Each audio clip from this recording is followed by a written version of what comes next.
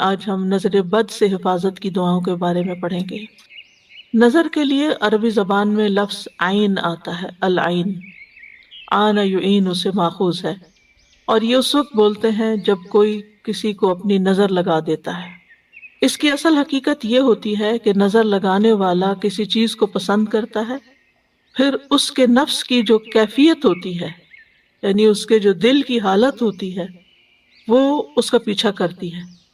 یعنی دیکھنے والا کسی چیز کو پسند کرتا ہے، اس کو اچھی لگتی ہے، اس کے دل کو اچھی لگنے کے بعد وہ اپنے دل میں کیا محسوس کرتا ہے؟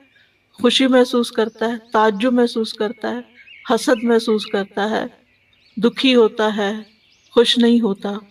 تو یہ کیفیت اس نظر کے ذریعے اس چیز پر جا کر اثر انداز ہوتی ہے، اور اس کے مطابق اس کو پھر تکلیف پہنچتی ہے یا فائدہ ہوتا ہے۔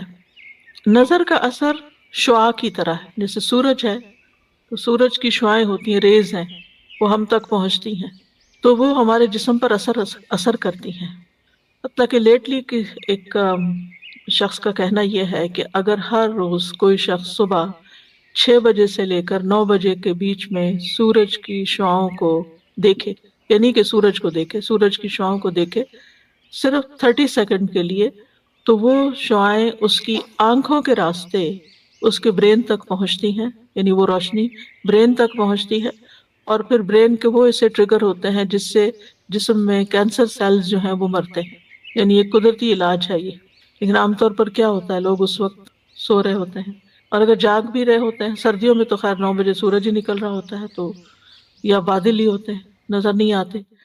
تو کہتے ہیں کہ اگر بادل بھی ہوں تو پھر وقت ٹائم بڑھا دیں، 5-6 منٹ کر دیں، لیکن وہ جو صبح کی روشنی ہوتی ہے، مارننگ لائٹ جو ہوتی ہے، اس کو دیکھنا ضروری ہے، وہ فائدہ مند ہے۔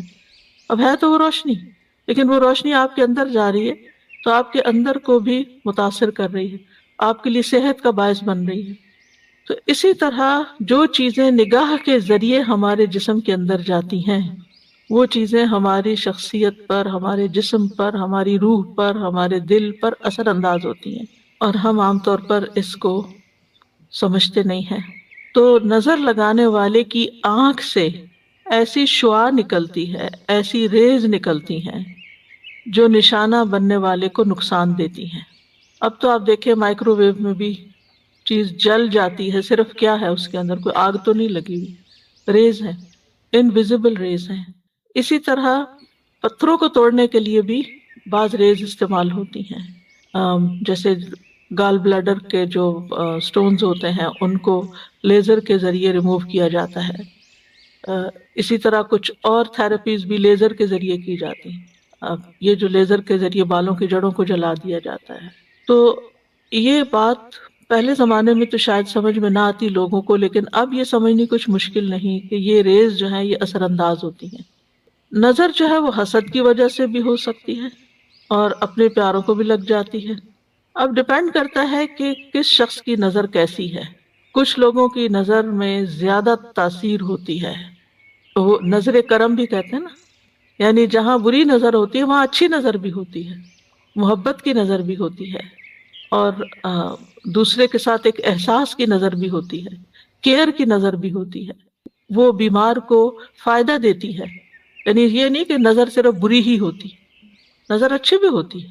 تو لیکن جو شخص خبیث النفس ہوتا ہے، جو کسی کی خوشی پر، کسی کی نعمت پر خوش نہیں ہوتا، جو اللہ کی تقسیم پہ راضی نہیں ہوتا، وہ شخص، اس کے اندر کی جو خباثت ہے اس کی نگاہوں کی ریز کے ساتھ دوسرے شخص کو متاثر کرتی ہے، اور جو شخص جتنا کمزور ہوتا ہے اتنا ہی پھر وہ وکٹم بن جاتا ہے۔ اسی لیے آپ دیکھیں کہ بچوں کو نظر زیادہ لگتی ہے، کیونکہ بچے ابھی کمزور ہوتے ہیں، ان کو نہیں پتا ایمان کیا ہے، ان کو نہیں پتا قرآن کیا ہے، ان کو ابھی کچھ پتا نہیں ہے، تو نہ وہ اپنے لیے کوئی دعائیں پڑھ سکتے ہیں، اور نہ ہی وہ اپنے لیے کوئی دم کر سکتے ہیں۔ اسی لیے پیرنٹس کو چاہیے کہ وہ بچوں کی پروٹیکشن کا انتظام کریں، جیسے انہیں سردی گرمی سے بچاتے ہیں، بھوک سے بچاتے ہیں، نقصان دہ چیزوں سے بچاتے ہیں، بری کمپنی سے بچاتے ہیں، تو اسی طرح دعائیں اور اذکار پڑھ کر بھی ان کی پروٹیکشن کریں۔ حضرت ابراہیم علیہ السلام اپنے دونوں بیٹوں کے لیے دعا پڑھا کرتے تھے، اعوذکما بکلمات اللہ التامات من شر کل شیطان وہامۃ وعین لامۃ، اسی طرح نبی صلی اللہ علیہ وسلم حضرت حسن اور حسین پر، جبکہ ابھی وہ بچے تھے، ان پر بھی یہ دعا پڑھ کر ان کو یعنی پروٹیکشن کی دعا پڑھتے تھے نظر سے بچنے کے لیے۔ تو یہ جو نظر بد جس کو کہتے ہیں، جو انسان کو تکلیف دیتی ہے، اس میں بنیادی طور پر آنکھ کا ہی کردار ہوتا ہے۔ ابن القیم کہتے ہیں یہ زہریلے تیر ہوتے ہیں، یعنی نظر کے اندر سے جو ریز نکلتی ہیں وہ تیروں کی طرح ہوتی ہیں، جو نظر لگائے ہوئے شخص کی طرف حاسد اور نظر لگانے والے کے نفس سے نکلتے ہیں۔ کبھی اس کو یہ تیر لگ جاتے ہیں اور کبھی خطا بھی ہو جاتے ہیں۔ ضروری نہیں کہ ہر حاسد اور نظر لگانے والے کی آنکھ سے جو نکل رہا ہے وہ دوسرے کو نقصان بھی دے، باذن اللہ ہوتا ہے۔ ایک ہی شخص ہوتا ہے، 10 لوگوں کو دیکھتا ہے مگر ایک کو لگتی ہے نظر، سب کو نہیں لگتی۔ اس کے یعنی نظر لگانے والے کے، اس کی نظر یعنی کہ کنٹرول میں ایز سچ تو نہیں ہوتا، لیکن وہ اپنے دل کی کیفیت کو تو بدلے۔ جب وہ اچھی نظر یعنی اس کا دل اچھا ہوگا، خوش ہو کے اور یعنی دوسروں کے لیے ہمدردی اور خیرخواہی رکھتے ہوئے کسی کو دیکھے گا تو انشاءاللہ فائدہ بھی ہوگا، کیونکہ بنیادی طور پر نگاہ اور دل کا بہت گہرا تعلق ہے۔ تو دل کے اندر سے دل کی جو کیفیت ہوتی ہے وہ ٹرانسفر ہوتی ہے نگاہ کے ذریعے، نظر کے ذریعے دوسرے شخص پر، یعنی وہ دوسرے کو جا کے متاثر کرتی ہے، دوسرے کو جا کے لگتی ہے۔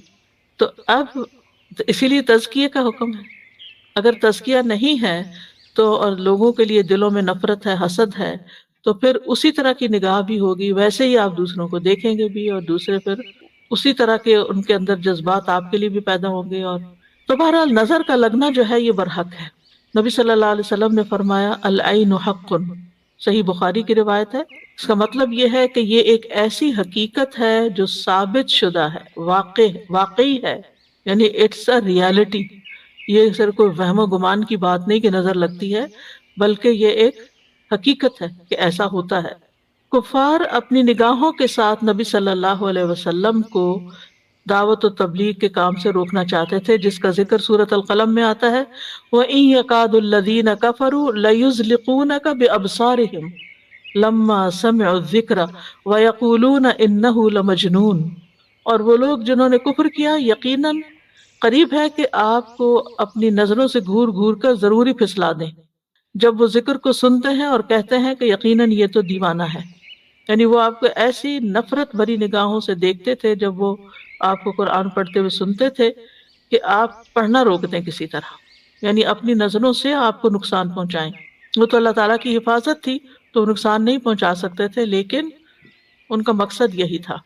اور یہ بالکل ایسے ہی ہوتا ہے کہ اگر آپ کسی سے بات کر رہے ہوں اور دوسرا شخص نفرت سے آپ کو دیکھ رہا ہو یا غصے سے دیکھ رہا ہو تو آپ اپنا کانفیڈینس بعض اوقات لوز کر جاتے ہیں، حالانکہ وہ کہہ کچھ نہیں رہا ہوتا، لیکن صرف اس کے دیکھنے کا انداز ایسا ہوتا ہے جیسے جس کو گھورنا کہتے ہیں بعض اوقات، تو وہ یعنی آپ کو آپ کی بات سے ہٹا دیتا ہے، یعنی آپ کی کنوکشن لوز ہو جاتی۔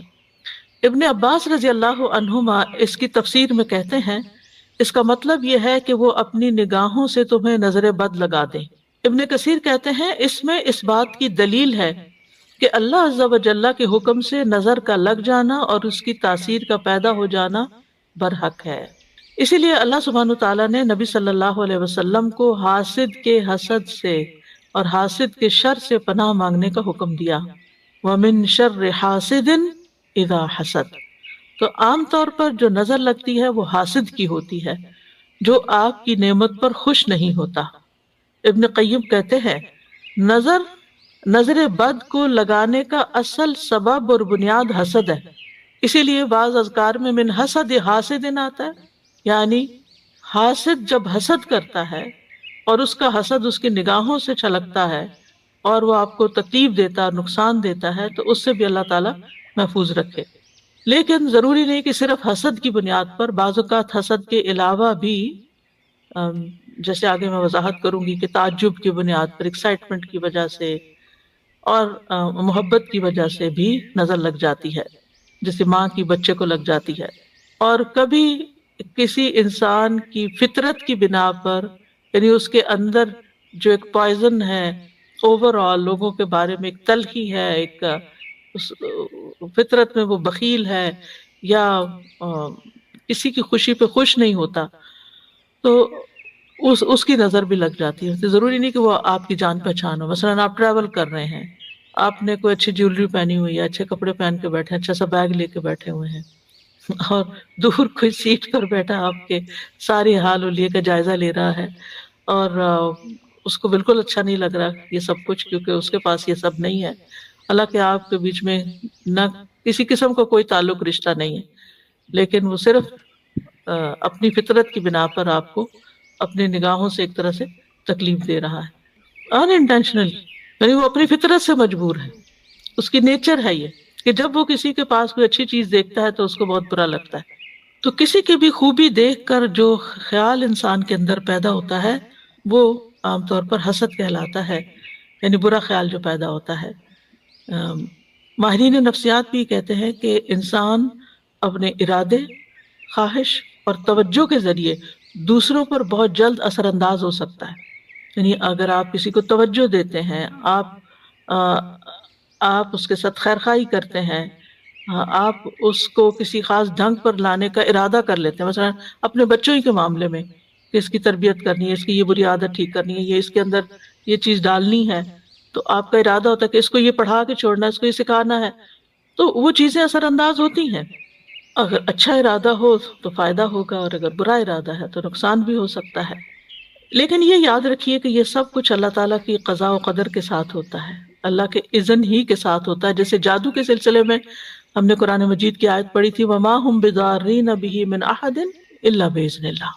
تو نظر کا معاملہ بھی ایسا ہی ہے کہ بِإِذْنِ اللَّهِ ہی ہوتا ہے، اور بِإِذْنِ اللَّهِ کبھی نظر لگنے کی بنا پر انسان مر بھی سکتا ہے، یعنی نظر قتل بھی کر دیتی، کبھی بیمار کر دیتی، کبھی خوف زدہ اور دہشت زدہ کر دیتی ہے، کبھی کمزور کر دیتی ہے، اور کبھی کسی کو گرا دیتی ہے، پھسلا دیتی ہے.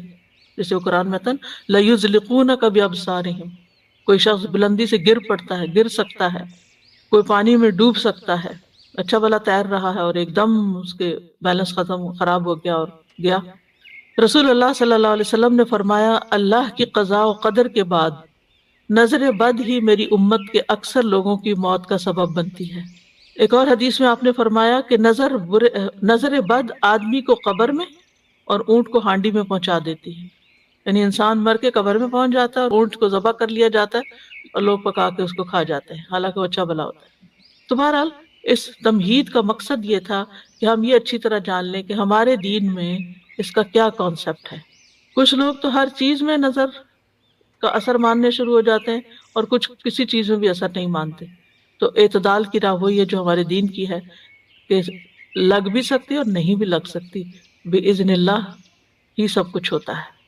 تو آج کی آیات میں ہم دیکھتے ہیں سورۃ یوسف کی، جس میں یوسف علیہ السلام کے والد یعقوب علیہ السلام اپنے بچوں کو لوگوں کی نظر بد سے بچانے کے لیے ایک خاص حکم دیتے ہیں. آیات سنیے، پھر اس کے بعد ان کی ہلکی پھلکی وضاحت کریں گے. اور یعقوب نے کہا اے میرے بیٹو، تم سب شہر میں ایک دروازے سے داخل نہ ہونا، بلکہ تم مختلف دروازوں سے الگ الگ داخل ہونا، اور میں اللہ کی طرف سے آنے والی کسی چیز سے تمہیں نہیں بچا سکتا. حکم تو صرف اللہ ہی کا چلتا ہے، اسی پر میں نے توکل کیا، اور اسی پر پس چاہیے کہ توکل کرنے والے توکل کریں.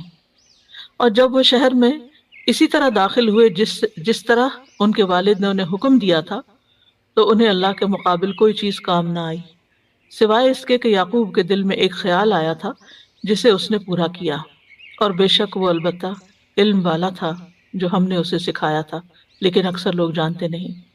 یعقوب علیہ السلام نے جب بنیامین کو باقی بیٹوں کے ساتھ مصر بھیجا تو اس وقت انہیں نصیحت کی کہ اے میرے پیارے بچوں، تم سب ایک دروازے سے شہر میں داخل نہ ہونا. یا بنیہ، مجھے بڑی حیرت ہوتی ہے، یہ سائیڈ نوٹ ہے، بڑی حیرت ہوتی ہے کہ ان بچوں نے کتنی تکلیف دی تھی یعقوب علیہ السلام. زندگی بھر کا روگ لگا لیا تھا، اپنے بھائی کو بظاہر مار ڈالا تھا، ختم کر دیا تھا، لیکن باپ کا رویہ کیسا رہا اولاد کے ساتھ؟ وہ ان پہ ناراض نہیں ہوئے، انہوں نے ان کو گھر سے نہیں نکالا، انہوں نے ان کو تانے نہیں دیے، انہوں نے ان کو بات بات پر ڈانٹا نہیں، بلکہ یا بنیا کہہ کے پکارتے ہیں. اس میں تربیت اولاد کا ایک بہت بڑا پہلو چھپا ہوا ہے کہ اولاد اپنی ہی ہے نا، جو بھی کرے وہ اپنی ہی ہے نا. اگر آپ ان کے لیے نہیں تو پھر کون ہوگا؟ وہ کچھ بھی کریں، آپ کو انہیں محبت سے، پیار سے اور خیر خواہی کے ساتھ ان کی تربیت کرنی ہے، ان کو اپنا بنانا ہے، ان کی غلطیوں کو معاف کرنا ہے، انہیں سیدھے راستے پہ لانا ہے، کیونکہ محبت جو کچھ کر سکتی ہے وہ نفرت نہیں کرتی۔ یعنی کتنی تکلیف ہوگی ان کے دل میں، اور کتنا مشکل ہوتا ہے کہ جب بچوں کی طرف سے تکلیف بھی پہنچے اور پھر انسان انہیں گلے بھی لگائے اور انہیں پیار سے بھی بلائے۔ لیکن بہت سے والدین اس کی پرواہ نہیں کرتے، اور وہ اگر بچوں نے کوئی ایسا کام کر لیا ہے جو قتل سے بڑا کیا جرم ہو سکتا ہے، باقی جرائم تو اس سے چھوٹے ہی ہوتے ہیں، اگر انہوں نے کوئی ایسا کام کر لیا ہے تو اس کہتے ہیں ہماری شکل نہ دکھاؤ، تم گھر سے نکل جاؤ، اور ڈسون کر دیتے ہیں، چھوٹی چھوٹی باتوں پر لڑنے مرنے پہ تیار ہو جاتے ہیں۔ ایسے بچوں کی زندگی حرام کر کے رکھ دیتے ہیں۔ تو بہرحال کہتے ہیں میرے پیارے بچوں، تم سب ایک دروازے سے شہر میں نہ جانا، اور انہیں پروٹیکٹ کرنے کے لیے سفر کرنے کا طریقہ بتا رہے ہیں، بلکہ مصر میں مختلف دروازوں سے ایک ایک دو دو کر کے داخل ہونا، تاکہ تم لوگوں کی نگاہ میں نہ ہو، تمہیں بری نظر نہ لگے، کیونکہ آپ کو پتہ ہے کہ فلسطین کے لوگ ویسے بھی کتنے خوبصورت ہوتے ہیں، اور پھر وہ سارے جوان لڑکے اور وہ سارے کے سارے ایک گروپ بن کے اگر ایک ہی جیسی شکلوں جیسے وہ داخل ہو رہے ہوں تو کوئی بھی دیکھے گا تو نظر معجب ہوتی، تعجب والی، حیرانگی والی، خوشی والی، وہ ان کو نقصان دے سکتی ہے۔ تو چونکہ وہ خوبصورت تھے، طاقتور تھے، مضبوط نوجوان تھے، تو انہیں ڈر تھا کہ نظر لگے گی، اور ساتھ ہی پھر کہا کہ میں اپنی اس تدبیر کے ذریعے اللہ کی قضاء و قدر کو نہیں ٹال سکتا، سبب اختیار کرنا ہمارا کام ہے، لیکن باقی پھر اللہ کے ہاتھ میں ہے۔ یعنی احتیاط تقدیر کی راہ میں حائل نہیں ہو سکتی، تمام فیصلے اللہ کے اختیار میں ہیں، اس میں کسی اور کا کوئی دخل نہیں ہے، اس لیے میں اس پہ توکل کرتا ہوں۔ تو ایسے تمام معاملات جن کے معاملے میں انسان کا دل چھوٹا ہوتا ہے، خوف ہوتا ہے، انسان کو چاہیے کہ تدبیر اختیار کرے اور باقی اللہ پہ بھروسہ کرے اور اپنا دل ہلکا کر لے۔ تو کہتے ہیں کہ تمام لوگوں کو بھی صرف اسی پہ بھروسہ کرنا چاہیے، یعنی وہ ساتھ دوسروں کو بھی سبق سکھا رہے ہیں۔ تو بہرحال یوسف علیہ السلام کے بھائی مصر پہنچ کر والد کی نصیحت کے مطابق مختلف دروازوں سے شہر میں داخل ہوئے، لیکن ہوا وہی جس کی کھٹک تھی ان کے دل میں، کہ وہ بنیامین کے ساتھ وہ واقعہ پیش آ گیا، اور بنیامین کو انہیں وہیں چھوڑنا پڑا۔ وقال یا بنی لا تدخلوا من باب واحد وادخلوا من ابواب متفرقہ، اے بچوں ایک دروازے سے نہیں مختلف دروازوں سے داخل ہونا۔ وما غنی عنکم من اللہ من شیء ان الحکم الا للہ علیہ توکلت وعلیہ فلیتوکل المتوکلون۔ یعنی انسان اپنا مطلوب اور مقصود توکل کے ذریعے ہی حاصل کر سکتا ہے۔ وَلَمَّا دَخَلُوا مِنْ حَيْثُ أَمَرَهُمْ أَبُوهُمْ مَا كَانَ يُغْنِي عَنْهُمْ مِنَ اللَّهِ مِنْ شَيْءٍ، تو پھر جب وہ اسی طریقے پہ داخل ہوئے جس پہ ان کے والد نے انہیں گائیڈ کیا تھا، لیکن وہ تدبیر ان کے کام نہ آئی۔ إِلَّا حَاجَةً فِي نَفْسِ يَعْقُوبَ قَضَاهَا، مگر یہ ایک ایسی ایک ضرورت تھی، ایک حاجت تھی، ایک تڑپ تھی جو یعقوب علیہ السلام کے دل میں تھی، کہ جس کو انہوں نے پورا کیا تھا۔ یعنی ایک خیال تھا جو انہوں نے بیان کر دیا، اور ان کا خیال ایسا ویسا نہیں تھا۔ وَإِنَّهُ لَذُو عِلْمٍ لِمَا عَلَّمْنَاهُ، وہ ہمارے دیے ہوئے علم کی بنا پر صاحب علم تھا، اس نے علم کی بنا پر یہ بات کہی تھی۔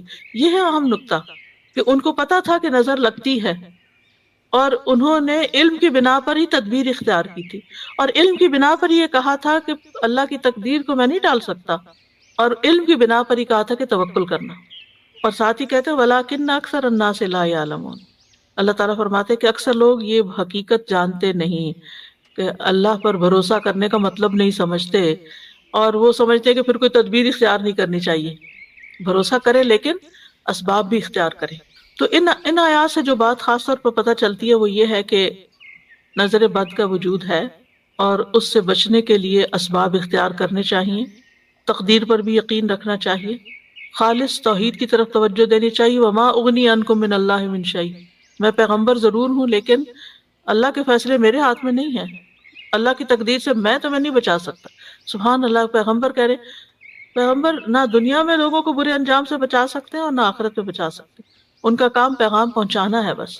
اور زندگی کا ایک اہم اصول ہمیں پتہ چل رہا ہے کہ اگر ہمیں اپنے روزمرہ کی زندگی میں کسی چیز کا خطرہ محسوس ہو رہا ہو تو اس کے بارے میں ہمیں محتاط رہنا چاہیے، لیکن اس کے ساتھ ساتھ زندگی روکی تو نہیں جا سکتی۔ احتیاط کا مطلب سفر روک دینا نہیں ہوتا۔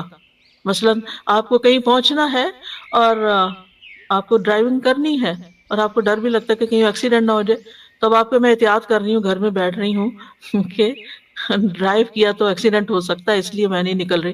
نہیں، آپ احتیاط کریں لیکن اپنا کام بھی کریں اور پھر معاملہ اللہ کے سپرد کر دیں. تو بہرحال یہ تھا نظر بد کے بارے میں قرآن سے جو حکم ہمیں ملتا ہے یا واقعہ ہمیں ملتا ہے. اور اسی طرح جو نبی صلی اللہ علیہ وسلم کے ساتھ کفار معاملہ کر رہے تھے، تو ان ساری باتوں سے یہ پتہ چلتا ہے کہ بہرحال نظر بد کا ایک وجود ہے اور یہ لوگوں پر اثر انداز ہوتی ہے. اب اس کی کچھ قسمیں ہیں. پہلی ہے مخلوق کے اعتبار سے نظر کی اقسام. مخلوق کے اعتبار سے، جس میں انسانوں کی بھی نظر لگتی ہے، جنوں کی بھی لگتی ہے، جانوروں کی بھی لگتی ہے. جی، انسانی نظر، جناتی نظر اور حیوانی نظر. انسانی نظر میں ام سلمہ سے مروی ہے کہ ان کے گھر میں ایک لڑکی دیکھی گئی جس کے چہرے پہ کالے دھبے پڑ گئے تھے. تو نبی صلی اللہ علیہ وسلم نے دیکھ کے فرمایا اس پہ دم کرو کیونکہ اسے نظر لگ گئی ہے، یعنی اس کا رنگ خراب ہو گیا ہے. پھر جنات کی نظر، جیسے انسان نظر لگاتے ہیں ایسے جن بھی انسانوں کو دیکھتے ہیں. انہم یراکم ہوا وقبیلہ، انہم یراکم ہوا وقبیلہ من حیث لا ترونہم. ہم انہیں نہیں دیکھ سکتے، وہ ہمیں دیکھ رہے ہوتے ہیں. اسی لیے جب آپ واش روم جاتے ہیں تو اس وقت بھی دعا پڑھ کے جاتے ہیں، کپڑے بدلتے ہیں، بسم اللہ پڑھ کے بدلتے ہیں تاکہ ان کی نظر آپ کے ننگے جسم پر نہ پڑے. تو یہ جو حدیث ہے نا حضرت ام سلمہ والی، اس میں صفعۃ کا لفظ آتا ہے. صفعۃ کا معنی ہوتا ہے نظرۃ من الجن، جنوں کی نظر، یعنی اس بچی کو جنوں کی نظر لگی ہوئی ہے. یہ تو آپ کو معلوم ہے نا کہ بعض جن انسانوں پہ عاشق ہو جاتے ہیں، ان کے پیچھے پڑ جاتے ہیں، ان کو نقصان دیتے ہیں وغیرہ. تو جن، اس سے پتہ چلتا ہے کہ جنات بھی نظر لگاتے ہیں اور ان کی نظر انسانوں کی نظر سے بھی زیادہ سخت ہوتی ہے. ابو سعید خدری رضی اللہ عنہ کہتے ہیں کہ رسول اللہ صلی اللہ علیہ وسلم جنوں اور انسانوں کی نظر بد سے پناہ مانگا کرتے تھے، یہاں تک کہ معوذتین نازل ہوئی. جب یہ نازل ہوئی تو آپ نے انہیں پڑھنا شروع کر دیا اور ان کے علاوہ باقی چیزیں چھوڑ دی، یعنی نظر کے لیے، حسد، نظر، جادو، سب شر کے بچنے کے لیے. میں سوچتی ہوں ہمارا دین اتنا خوبصورت ہے لیکن مشکل یہ کہ ہم اس پر عمل نہیں کرتے اور مصیبت کا شکار رہتے ہیں.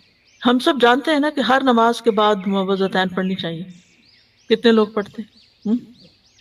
یہ نہیں تو مجھے حساب نہیں دینا، لیکن کہنے کا مطلب یہ ہے کہ ہمارے مسلمانوں میں سے کتنے لوگ اس کا اہتمام کرتے ہیں. اگر پڑھ لی ایک دو میں کے بعد پڑھ لی، اب اسی وقت جلدی ہے، پھر اٹھتے اٹھتے چلتے چلتے بھی پڑھ لو. اگر آپ کو جلدی کچن میں ہی جانا ہے یا کچھ اور گھر سے نکلنا ہے تو اس کو چھوڑو نہیں. ایک ڈیڑھ منٹ لگتا ہے، کچھ بھی نہیں دیر لگتی. آپ یہ وظیفہ، لوگ بڑے بڑے وظیفے کرتے ہیں، 1000 دفعہ یہ پڑھ لو، 1.25 دفعہ فلاں تسبیح کر لو. آپ صرف یہ وظیفہ پابندی سے کر کے دیکھیں، آپ کے مزاج میں فرق پڑ جائے گا، آپ کے اپنے مزاج میں فرق پڑے گا. کیونکہ ہر انسان کسی نہ کسی طرح، آب و ہوا میں پولوشن ہے، پھر لوگوں کی نظریں ہیں، لوگوں کی باتیں ہیں، طرح طرح کے مسائل ہیں، یہ ساری چیزیں مل کے انسان کو اندر سے گھٹا ہوا کر دیتی ہیں، اس کی صلاحیتوں کو بند کر دیتی ہیں، اور انسان کے اندر کچھ خوف، توہمات اور پتہ نہیں کیا کچھ پیدا ہو جاتا ہے، حتیٰ کہ انسان بیکار ہو جاتا ہے. لیکن اگر آپ ہر نماز کے بعد توجہ کے ساتھ یہ پڑھ کے، اگر آپ کو زیادہ پریشانی ہے، یعنی کوئی طبیعت جیسے خراب ہے، تو ہاتھوں پہ پڑھ کے سر سے لے کے پورے جسم پر ہاتھ پھیرے، جھاڑے خود کو. اگر دل زیادہ غمگین ہے تو صرف دل کے مقام پر پڑھ کے جھاڑ دیں. اور اگر ٹھیک ہے، ماشاءاللہ صحیح سلامت ہے، اللہ ہمیشہ ایسے رکھے، تو آپ ویسے ہی پڑھیں، یہ سنت ہے، ثواب سمجھ کے پڑھیں. اگر ہم سنتوں کا اہتمام شروع کر دیں نا تو ہمارے بہت سے مسائل خود بخود حل ہو جائیں. ہمیں دین میں کوئی بھی چیز بے وجہ نہیں سکھائی گئی کہ اس وقت یہ کام کر لو اور اس وقت یہ کر لو. ہر ایک چیز کا ایک مقصد ہے. وَلَٰكِنَّ أَكْثَرَ النَّاسِ لَا يَعْلَمُونَ. لہذا وہ مشکلات کا شکار رہتے ہیں. پھر آپ دیکھیے کہ تیسری ہے حیوانی نظر. جیسے آپ نے گھر میں پیٹ رکھا، بلی ہے مثلا. اچھا، اب یہ ہے آپ خود کھانا کھا رہے ہیں، اب بلی آپ یوں بیٹھ کے دیکھ رہی ہے. ان کو تو ہوگا نا، دکھ ہوگا کہ مجھے کیوں نہیں دے رہے، یا مجھے تو ایک بدمزہ سا کھانا دے دیتے ہیں اور خود مزے مزے کے خوشبو والے کھانے کھاتے ہیں. تو اسی طرح کبھی طوطا چشم سنا ہے؟ طوطا رکھا ہوا آپ نے گھر میں، تو وہ آپ کو گھور گھور کے دیکھ رہا ہے. تو ان کی نظروں کا بھی شر ہوتا ہے جب وہ آپ سے ناراض ہوتے ہیں. مرغیاں رکھی ہوئی ہیں یا اور اسی طرح کے جانور ہو سکتے ہیں. تو ان سب کو بھی خوش رکھنا اور ان کو یعنی کہ ان کے بھی شر سے محفوظ رہنا جو ہے وہ بھی ایک کام ہوتا ہے. کچھ لوگ کتا پال لیتے. کیوں؟ ہم نے کبھی سوچا کہ کیوں منع کیا گیا کہ کتا اندر نہ رکھو؟ کوئی وجہ ہوگی نا، کوئی اس کا نقصان یا شر ہوگا نا جس کی وجہ سے ہمیں منع کیا گیا. لعاب دہن کا تو ہم سب کو پتہ ہی ہے کہ اس کے اندر ایسی چیزیں ہیں کہ جو نقصان دیتی ہیں، لیکن اس کے علاوہ اس کی نگاہوں کا بھی شر ہو سکتا ہے. اور یہ بھی اس کی فطرت کی ہو سکتا ہے کسی وقت وہ غصے میں آ جائے اور آپ ہی کو چیٹ پھاڑ کھاڑے. تو ہر چیز یعنی کہ ہمیں آرگیومنٹ ہر وقت نہیں کرنی چاہیے. یہ کیوں منع کر دیا؟ ہمارے دین میں تو یہ بھی منع ہے اور وہ بھی منع ہے، زندگی مشکل ہے. بھئی کوئی تمہارے ہی فائدے کے لیے منع ہے. جو چیزیں منع ہے ان کو اللہ نے اس لیے نہیں بنایا کہ تم اپنے گھر میں رکھو ان کو، انہیں کسی اور کام کے لیے بنایا. بہرحال تو دوسرا ہے تاثیر کے اعتبار سے نظر کی اقسام، جس میں ایک خوشی یا تعجب والی نظر ہوتی ہے. جیسے آپ اپنے بچے کو دیکھتے ہیں کہ ماشاءاللہ بہت اچھا ہے، پیارا ہے، اور آپ کی ہر بات مان لیتا ہے، نماز بھی پڑھ لیتا ہے، اور بھی کام کرتا جا رہا ہے. تو آپ بہت خوش ہو جاتے ہیں اس سے، اور یکا یک بگڑ کے بیٹھ جاتا ہے، نمازیں چھوڑ دیتا ہے، غلط سلط کام کرنے لگتا ہے. تو آپ کو سمجھ نہیں آتی کہ اس کو کیا ہو گیا. یہ تو میرا، کئی ماؤں کو آپ نے کہتے ہوئے سنا گا، یہ میرا بچہ سب سے شریف بچہ تھا اور یہی مجھے سب سے زیادہ ستا رہا ہے. تو اس میں ایک وجہ ہو سکتی ہے کہ یعنی نظر لگی ہوئی، اور آپ ہی کی اپنی لگی ہوئی. وہ حسد کی نظر نہیں ہوتی، وہ پیار کی نظر اور تعجب کی نظر، خوشی کی نظر. کیونکہ آپ نے جب دیکھا تو اللہ کا نام نہیں لیا، بارک اللہ نہیں کہا، کوئی دعا نہیں دی، الحمدللہ نہیں کہا.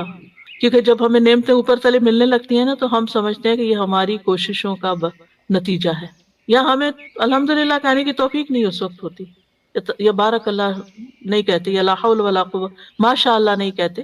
وہ باغ والے کا قصہ سورۃ الکہف میں آتا ہے نا، تو اللہ تعالیٰ فرماتے ہیں وَلَوْلَا إِذْ دَخَلْتَ جَنَّتَكَ قُلْتَ مَا شَاءَ اللَّهُ لَا قُوَّةَ إِلَّا بِاللَّهِ إِن تَرَنِي أَنَا أَقَلَّ مِنْكَ مَالًا وَوَلَدًا.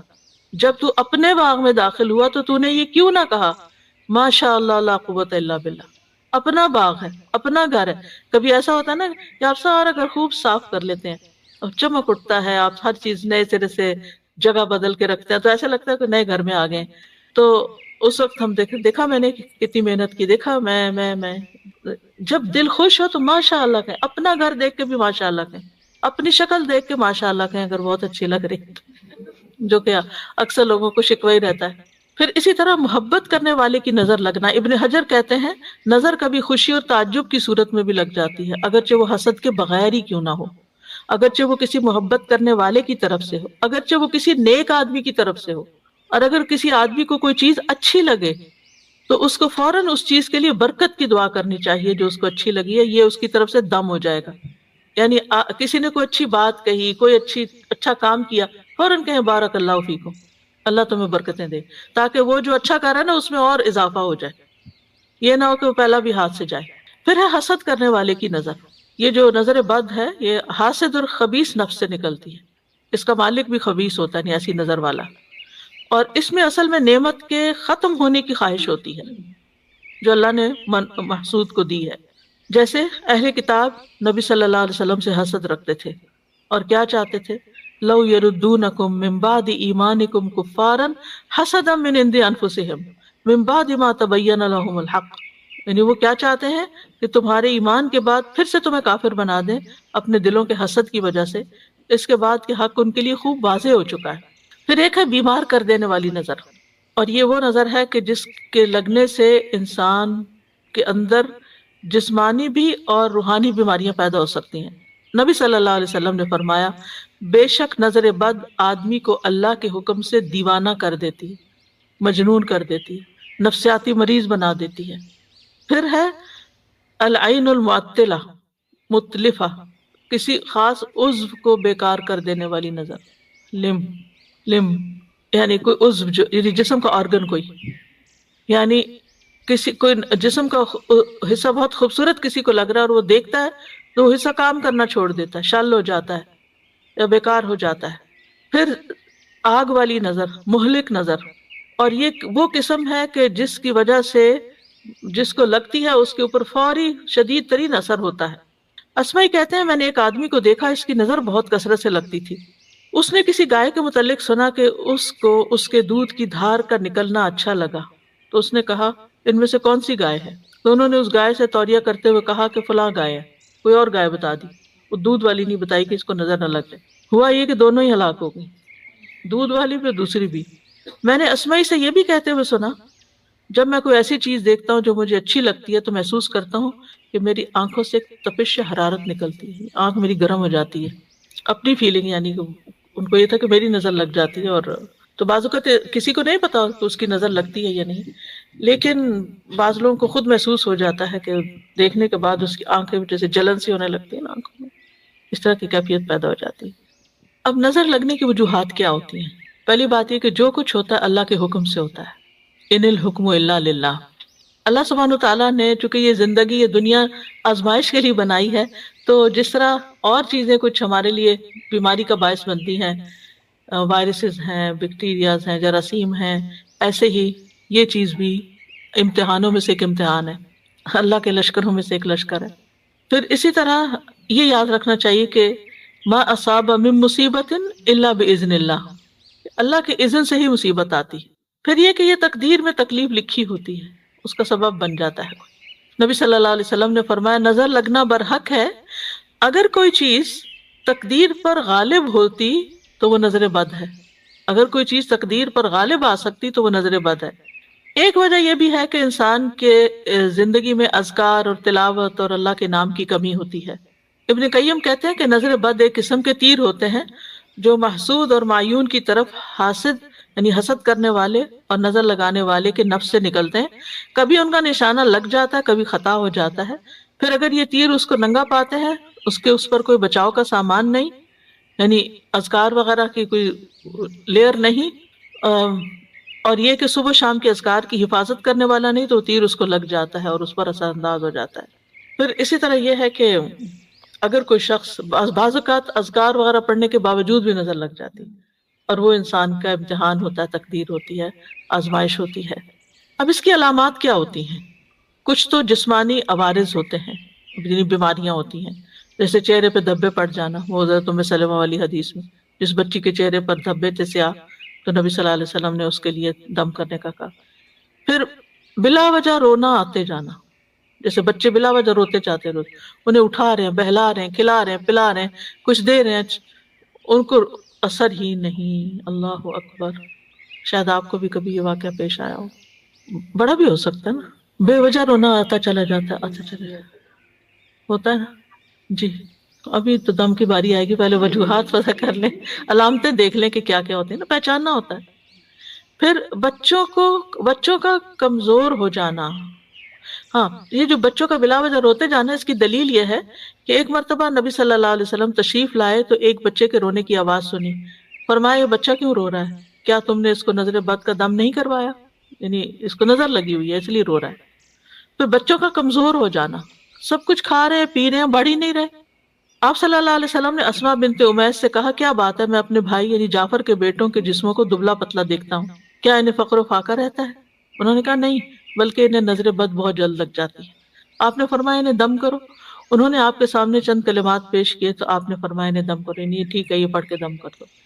پھر اسی طرح نظر کے بعض اوقات گرنا اور پھسلنا، یعنی آپ چل رہے ہیں، ٹھیک ٹھاک چل رہے ہیں، جیسے اس دن کسی بہن نے کہا تھا کہ ان کا پاؤں فریکچر ہو گیا تھا چلتے چلتے جی، تو یا اسی طرح انسان گر پڑتا چلتے ہوئے، یا اوپر سے پھسل جاتا ہے، یا کوئی بھی ایسی وجہ بھی بن جاتی، یعنی ٹھیک چل رہا ہوتا ہے معاملہ اور اچانک بے وجہ کوئی ایسی مصیبت آ پڑتی ہے۔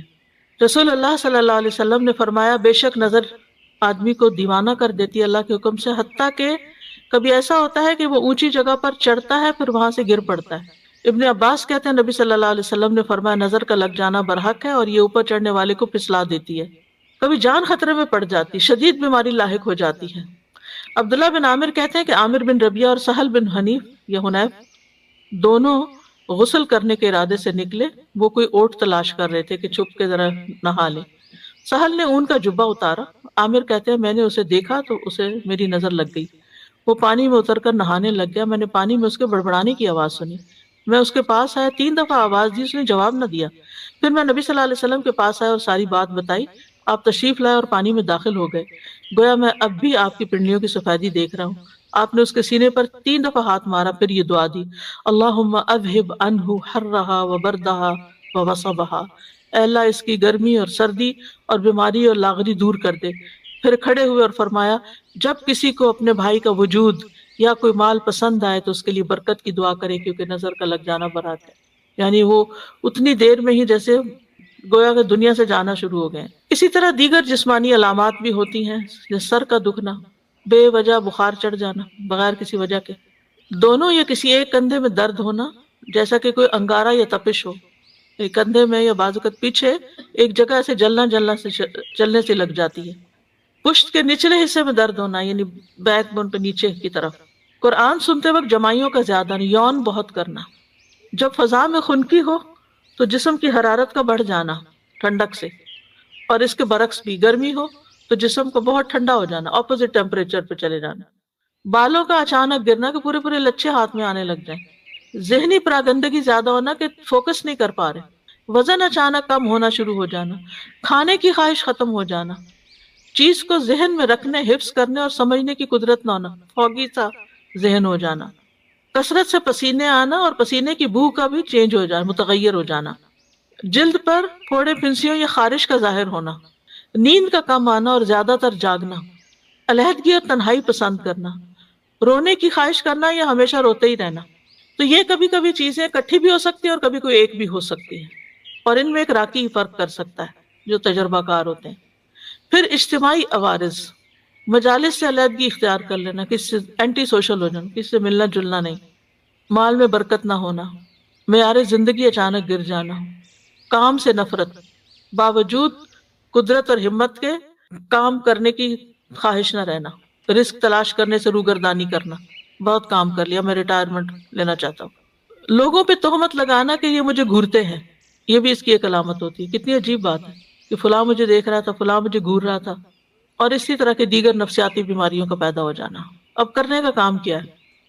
سب سے پہلے تو اللہ پہ بھروسہ کریں، مَا مِن دَابَّةٍ إِلَّا هُوَ آخِذٌ بِنَاصِيَتِهَا، سب کی پیشانی کے بال اللہ کے ہاتھ میں ہیں، سب اللہ کے کنٹرول میں ہیں۔ حسبی اللہ لا الہ الا هو علیہ توکلت وہو رب العرش العظیم، فوراً اللہ کی طرف رغبت کریں، اللہ کی پناہ لیں۔ نبی صلی اللہ علیہ وسلم نے فرمایا اللہ تعالیٰ سے نظر لگنے سے پناہ مانگو، جیسے ہم اور چیزوں سے مانگتے ہیں نا پناہ کہ ان سے بچا اللہ تعالیٰ ہمیں، تو اس سے بھی بچنے کی دعا کرنی چاہیے، کیونکہ نظر کا لگ جانا برحق ہے۔ رسول اللہ صلی اللہ علیہ وسلم نے فرمایا اللہ تعالیٰ فرماتا ہے میرا محبوب بندہ اگر مجھ سے مانگتا ہے تو میں اسے دیتا ہوں، اگر وہ کسی دشمن یا شیطان سے میری پناہ مانگتا ہے تو میں اسے محفوظ رکھتا ہوں۔ پھر نعمتوں کو چھپانا، بہت زیادہ نعمتوں کا اظہار نہ کریں، لوگوں کو نہ بتائیں میرے پاس یہ بھی ہے یہ بھی ہے یہ بھی ہے، کیونکہ دوسرے لوگوں کو پھر حسد ہونے لگتا ہے۔ ابو ہریرہ رضی اللہ عنہ مرفوعاً یعنی نبی صلی اللہ علیہ وسلم سے روایت کرتے ہیں تم اپنی ضرورتوں کو پورا کرنے کے لیے ان کو رازداری میں رکھ کر مدد حاصل کرو، بے شک ہر صاحب نعمت حسد کیا جاتا ہے۔ پھر ہے حاسد سے بچ کے رہنا، یعنی جس کا پتہ چل جائے کہ یہ آپ سے جیلس ہے اس سے بس تھوڑا تعلق کم کریں، ضرورت سے ہی ملے۔ کوئی بھی اچھی چیز دیکھ کر برکت کی دعا دینا، ماشاء اللہ لا قوت الا باللہ پڑھنا، مال کے علاوہ کچھ اور چیز اچھی لگے تو بارک اللہ کا لفظ استعمال کرنا، مال اچھا لگے، گھر اچھا لگے تو ماشاء اللہ لا قوت الا باللہ، لیکن اگر اس کے علاوہ کوئی چیزیں اچھی لگیں تو اللہ برکت دے، بارک اللہ فیکم بارک علیکم۔ اسی طرح دنیا کی اگر کوئی چیز بہت اچھی لگ رہی ہے تو آخرت کو یاد کریں، لبیک ان العیش عیش الاخرہ، اصل زندگی تو آخرت کی زندگی ہے، یہ تو ختم ہو جانے والی ہے، اگر کسی کے پاس ہے بھی تو کتنے دن کے لیے۔ کسی کو بیمار دیکھیں تو دعا پڑھے الحمدللہ الذی عافانی مما ابتلاک بہ وفضلنی علی کثیر ممن خلق تفضیلا۔ پھر شرکیہ کاموں سے بچنا، نظر اتارنے کے لیے ایسے کام نہیں کرنا کہ جس میں شرک ہو۔ پھر کچھ لوگوں سے بچ کے رہنا جن کے یہ خصائص ہوں، زیادہ وقت نہیں ہے تو پورا ایک ٹاپک بنتا ہے کہ اس کے اوپر بات کرنی چاہیے، یعنی اپنی زندگی میں۔ لیکن کچھ لوگ ایسے ہوتے ہیں جو آپ کے والدین بھی ہو سکتے ہیں، ان میں سے کوئی آپ کے بچے ہو سکتے ہیں، بہن بھائی ہو سکتے ہیں، رشتے نہیں کاٹنے، لیکن ڈسٹنس، محتاط۔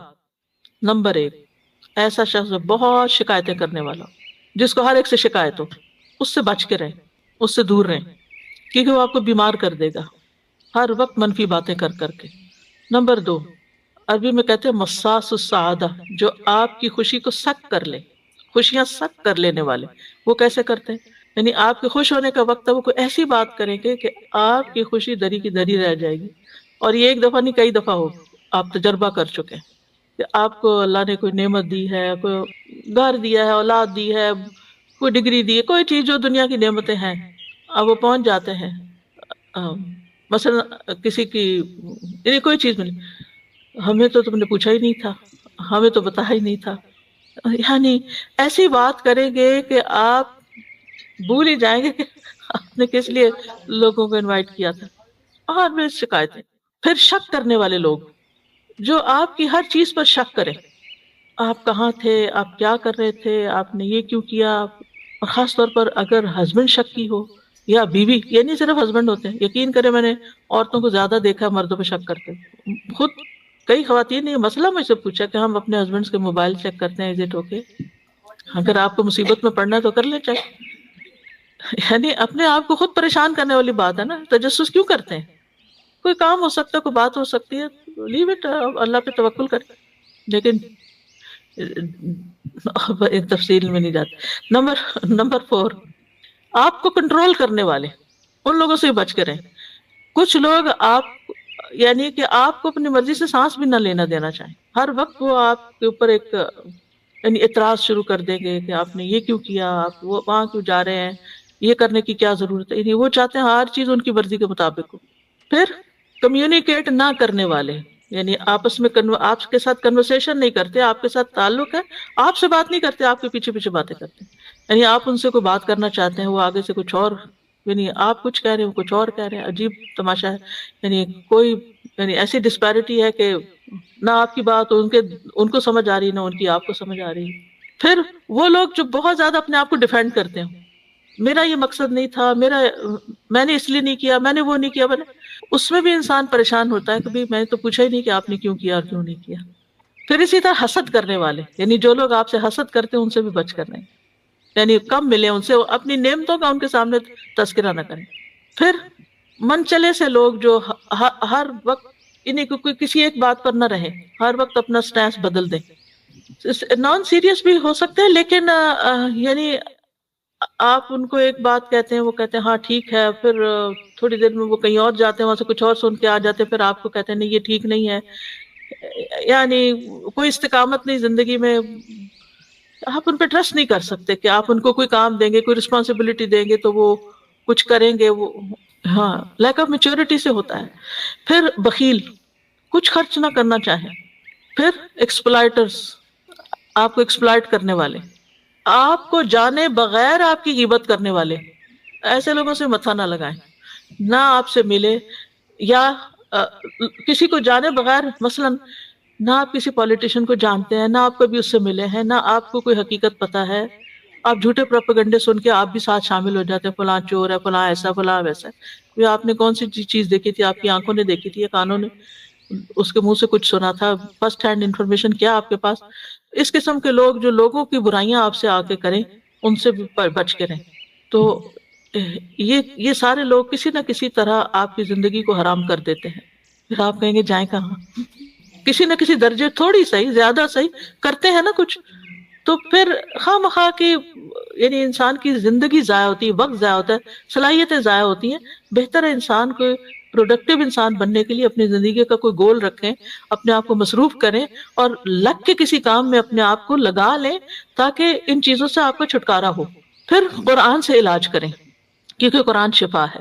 قل هو للذین آمنوا ھدی وشفاء، سورۃ فصلت میں آتا ہے، سورۃ اسراء میں ہے وَنُنَزِّلُ مِنَ الْقُرْآنِ مَا هُوَ شِفَاءٌ وَرَحْمَةٌ لِّلْمُؤْمِنِينَ وَلَا يَزِيدُ الظَّالِمِينَ إِلَّا خَسَارًا۔ یاد رکھیے جس طرح قرآن ہدایت ہے نا، ایسے ہی قرآن شفا ہے۔ قرآن سے ہدایت بھی لینی چاہیے، قرآن سے شفا بھی حاصل کرنی چاہیے۔ ہم ہدایت کی کتاب تو اس کو سمجھتے ہیں کہ ہدایت کے لیے پڑھو، لیکن شفا کے لیے نہیں پڑھتے، تو شفا کے لیے بھی پڑھنے کی ضرورت ہے۔ حضرت عائشہ کہتی ہے کہ رسول اللہ صلی اللہ علیہ وسلم ایک مرتبہ ان کے پاس تشریف لائے تو دیکھا کہ ایک عورت انہیں دم کر رہی ہے۔ آپ نے فرمایا کتاب اللہ کے ساتھ اس کا علاج کرو۔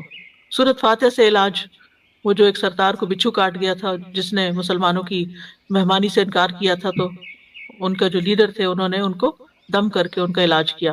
سورۃ البقرہ کی تلاوت کرنا اور سننا، نبی صلی اللہ علیہ وسلم فرمایا سورۃ البقرہ پڑھا کرو کیونکہ اس کا پڑھنا باعث برکت اور اس کا چھوڑنا باعث حسرت ہے، اور جادوگر اس کو حاصل کرنے کی طاقت نہیں رکھتے۔